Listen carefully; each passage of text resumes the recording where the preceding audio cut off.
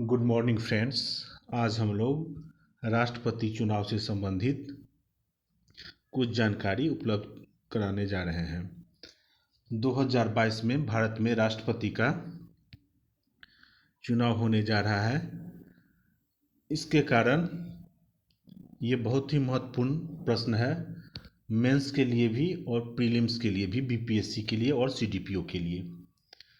तो हम लोग देखते हैं कि राष्ट्रपति का चुनाव भारत में किस तरह से करवाया जाता है, कौन कौन लोग भाग लेते हैं राष्ट्रपति के चुनाव में। तो इसको बिल्कुल ही सामान्य भाषा में हम लोग समझने का कोशिश करेंगे।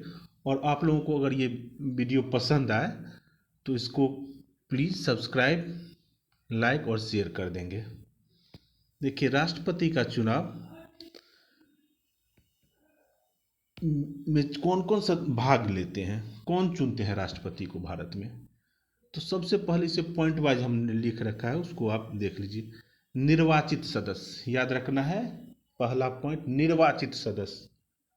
अब निर्वाचित सदस्य में कौन है, तो उसमें देखिए संसद के दोनों सदनों, लोकसभा एवं राज्यसभा के निर्वाचित सदस्य, मतलब लोकसभा के जो निर्वाचित सदस्य होंगे और राज्यसभा के जो निर्वाचित सदस्य होंगे वही राष्ट्रपति के चुनाव में भाग लेंगे, अर्थात अपना मतदान करेंगे। अब राज्य विधानसभा के निर्वाचित सदस्य, मतलब जो इलेक्टेड हैं, जो मनोनीत सदस्य हैं, वो भाग नहीं लेंगे। संसद के भी मनोनीत सदस्य भाग नहीं लेंगे, राज्य विधानसभा के भी मनोनीत सदस्य भाग नहीं लेंगे। और संसद मतलब लोकसभा और राज्यसभा दोनों, लोकसभा के भी मनोनीत सदस्य भाग नहीं लेंगे, राज्यसभा के भी मनोनीत सदस्य भाग नहीं लेंगे। और केंद्र शासित प्रदेश में दिल्ली एवं पुडुचेरी के कौन, तो निर्वाचित सदस्य। ये बहुत इंपॉर्टेंट है कि निर्वाचित सदस्य। और संविधान के अनुच्छेद 54 में ये उल्लेख किया गया है कि राष्ट्रपति के चुनाव में कौन कौन भाग लेंगे, अर्थात कौन कौन मतगणना करेंगे। अब यहाँ देखिए एक और बहुत इंपॉर्टेंट बात है कि जैसे भारत के कुछ राज्य हैं जहाँ विधान परिषद भी हैं, जैसे बिहार, महाराष्ट्र, केरला, ऐसे ही 8 राज्य हैं जहाँ विधान परिषद में द्विसदनीय विधानमंडल है, विधानसभा और विधान परिषद दोनों है। उत्तर प्रदेश में भी है। तो याद रखना है कि विधान परिषद के कोई भी सदस्य भाग नहीं लेंगे राष्ट्रपति के चुनाव में। निर्वाचित सदस्य भी विधान परिषद के भाग नहीं लेंगे और मनोनीत सदस्य भी भाग नहीं लेंगे। तो अब इसको याद ऐसे करते हैं कि संसद के दोनों सदनों के निर्वाचित सदस्य, राज्य विधानसभा के निर्वाचित सदस्य, केंद्र शासित प्रदेशों में केवल दिल्ली एवं पुडुचेरी के निर्वाचित सदस्य भाग लेंगे। मनोनीत सदस्य कोई भी भाग नहीं लेंगे, न लोकसभा के, न राज्यसभा के, न विधानसभा के, न दिल्ली एवं पुडुचेरी के निर्वाचित मनोनीत सदस्य भाग नहीं लेंगे। और विधान परिषद जो होंगे वो तो भाग ही नहीं लेंगे, चाहे वो निर्वाचित हो चाहे वो मनोनीत हो, विधान परिषद भाग नहीं लेते हैं राष्ट्रपति के चुनाव में। और यहाँ नोट करके लिखा गया है, जब कोई सभा विघटित हो गई हो तो उसके सदस्य राष्ट्रपति के चुनाव के निर्वाचन में मतदान नहीं करेंगे, नहीं कर सकते हैं। जो विघटित हो गई हो कोई भी सभा तो उसके सदस्य भाग नहीं लेते हैं राष्ट्रपति के चुनाव में। उस स्थिति में भी जबकि विघटित सभा का चुनाव राष्ट्रपति के निर्वाचन से पूर्व न हुआ हो। अब देखिए विधायक, अब भाग कौन कौन लेते हैं, तो विधायक मतलब वही विधानसभा के सदस्य, ये याद रखना है, विधान परिषद वाले विधायक नहीं, विधानसभा के निर्वाचित विधायक उसमें भी। तो एक विधायक का मूल्य कैसे निकालेंगे, मतों का मूल्य, एक विधायक के मत का मूल्य कितना होगा, तो वह राज्य की कुल जनसंख्या, सपोज कीजिए जैसे आप बिहार का ही लेते हैं, अगर सपोज कीजिए कोई एग्जैक्ट डेटा नहीं है, 10 करोड़ जनसंख्या है और राज्य विधान सभा के निर्वाचित कुल सदस्य हैं, सपोज कीजिए कि निर्वाचित कुल सदस्य 241 हैं या 240 कर सकते हैं। तो कुल जनसंख्या में कुल निर्वाचित जो विधायक होंगे, निर्वाचित सदस्य होंगे विधानसभा के, उससे डिवाइड कर देना है, मतलब भाग दे देना है, और वो जो भागफल आएगा उसको मल्टीप्लाई करना है 1/1000 से, 1/1000 से। तो एक विधायक के मत का मूल्य निकल जाएगा वो। अब इसी तरह सांसद जो होते हैं, संसद के सदस्य, एमपी, राज्यसभा के भी और लोकसभा के भी, ये ध्यान रखना है। ऐसा नहीं कि केवल लोकसभा वाला कर दीजिएगा, दोनों राज्यसभा के और लोकसभा के दोनों निर्वाचित होना चाहिए। इनके मतों का मूल्य निकलेगा सभी राज्यों के विधायकों के मतों का कुल मूल्य। विधायकों मतलब ये अंडरस्टूड है कि निर्वाचित विधायक ही के मतों का कुल मूल्य, जितना भी स्टेट है, पौंडीचेरी, दिल्ली भी लेकर के जितने भी निर्वाचित विधायक हैं, सबों के मतों का कुल मूल्य का योग कर देना है, जितना भी बहुत, और उसमें डिवाइड कर देना है संसद के निर्वाचित सदस्यों की कुल संख्या से। अब निर्वाचित सदस्य की कुल संख्या जितना भी होगा टोटल, लोकसभा और राज्यसभा मिला के, उसको दोनों को जोड़ के और डिवाइड कर देना है। बस एक सांसद के मत का मूल्य निकल जाएगा। अब देखिए,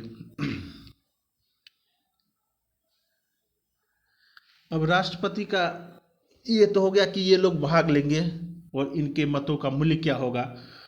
अब राष्ट्रपति का जो चुनाव होता है वो आनुपातिक प्रतिनिधित्व के अनुसार एकल संक्रमणीय मत और गुप्त मतदान द्वारा होता है। देखिए, आनुपातिक प्रतिनिधित्व के अनुसार एकल संक्रमणीय मत और गुप्त मतदान द्वारा होता है।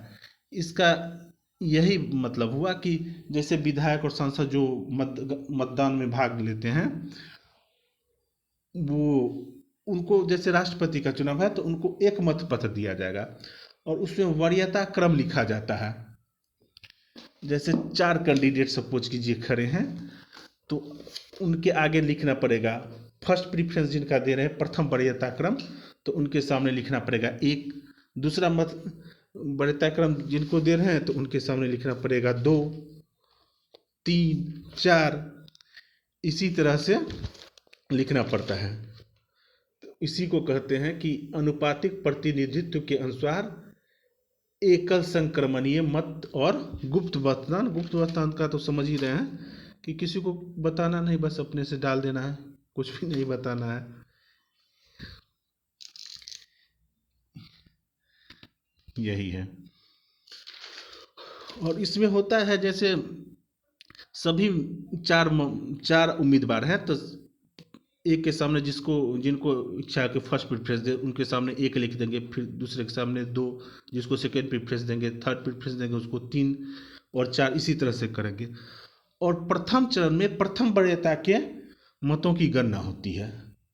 जैसे अब काउंटिंग होगा, काउंटिंग जो होता है, तो जैसे प्रथम वरीयता के मत का गणना होगा, और अगर प्रथम वरीयता के मत से कोई निर्णय नहीं होता है तब द्वितीय वरीयता के मत का गणना होगा। और आज तक ऐसा हुआ है कि प्रथम वरीयता के मतों के द्वारा ही निर्णय हो गया है। केवल एक बार ऐसा हुआ है 1969 में, जब वीवी गिरी साहब बने थे राष्ट्रपति, तो द्वितीय वरीयता के मतों का गणना करना पड़ा था। बस एक बार 1969 के राष्ट्रपति के चुनाव में।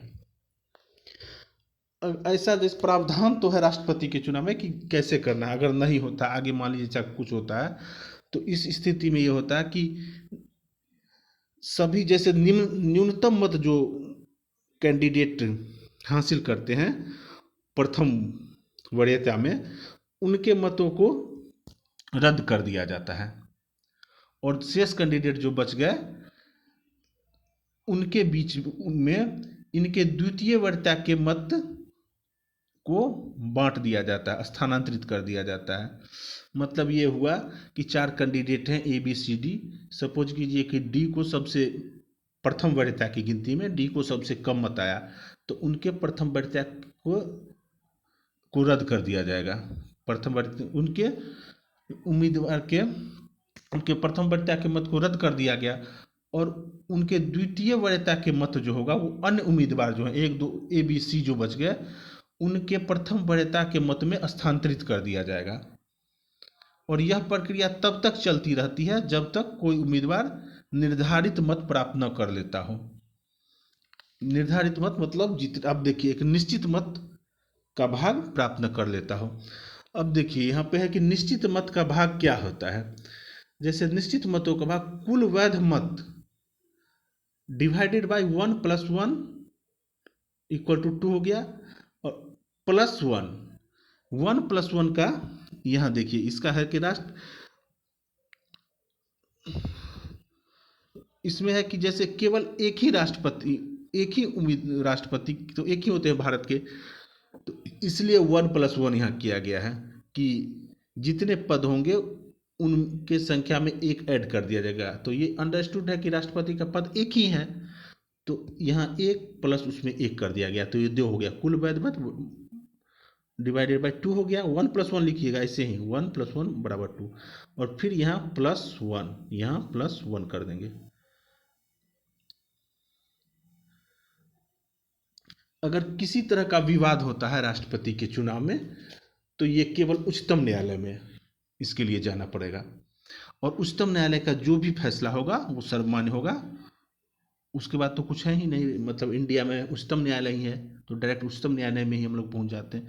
यदि ऐसा होता है कि उच्चतम न्यायालय ने राष्ट्रपति के नियुक्ति को अवैध घोषित कर दिया, तो इस स्थिति में जो राष्ट्रपति जो भी फैसला लिए होंगे अवैध घोषित होने से पहले, उनका फैसला प्रभावी नहीं होगा।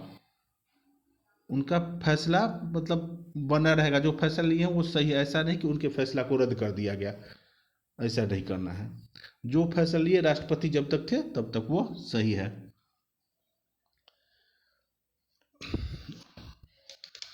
और अभी तक जो मतगणना हुआ है जैसे राष्ट्रपति के चुनाव में, तो सबसे अधिक मत जो लाए हैं वो डॉक्टर राजेंद्र प्रसाद लाए थे। डॉक्टर राजेंद्र प्रसाद 2 बार, जब 57 में चुनाव हुआ था, दूसरी दफ़ा जब वो लड़े थे इलेक्शन, तो उस समय उनको बहुत ज़्यादा मत आया था, 99% से भी ज़्यादा मत आया था। और सबसे कम मत अभी तक जो लाए हैं वो बीवी गिरी लाए हैं 1969 के चुनाव में, क्योंकि उस समय आप देखिए ना कि दूसरे वरीयता के मतों का भी गणना करना पड़ गया था।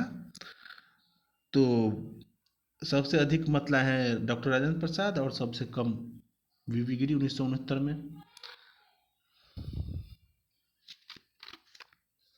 Thank you. उम्मीद है कि आप लोग इसे समझ गए होंगे, और इस वीडियो को देखने के बाद, इस लेक्चर को सुनने के बाद आप लक्ष्मीकांत का बुक पढ़ लेंगे एक बार, राष्ट्रपति चुनाव, तो आपको बिल्कुल स्पष्ट हो जाएगा।